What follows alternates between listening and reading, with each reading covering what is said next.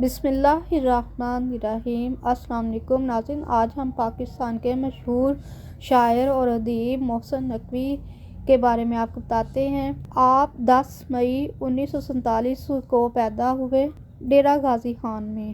آپ نے ملتان کالج سے گریجویشن تک تعلیم حاصل کی۔ یونیورسٹی آف لاہور سے آپ نے اپنے ایم اے کی ڈگری مکمل کی۔ آپ کے والد کا نام سید چراغ حسین شاہ تھا۔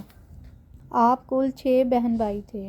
آپ نے بہت سارے فلمی گیت لکھے، شاعری کی اور کتابیں لکھیں، اور آپ کا فلمی گیت یہ بہت مشہور ہوا، لہروں کی طرح تجھ کو بکھرنے نہیں دیں گے۔ محسن نقوی نے 15 جنوری 1996 کو لاہور میں وفات پائی۔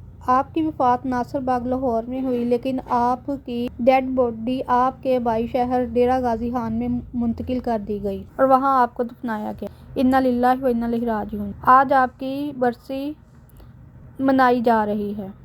آپ کی کتابوں کے نام ہیں عذاب دید، خیمہ جاں، برگ صحرا، بند قبا، موج ادراک، طلوع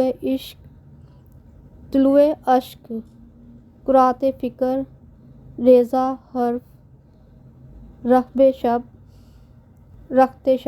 ردائے خواب، حق الیہ، متاع درد۔ محسن نقوی اپنی شاعری میں کہتے ہیں، اب کوئی آئے چلا جائے میں خوش رہتا ہوں، اب کسی شخص کی عادت نہیں ہوتی مجھ کو۔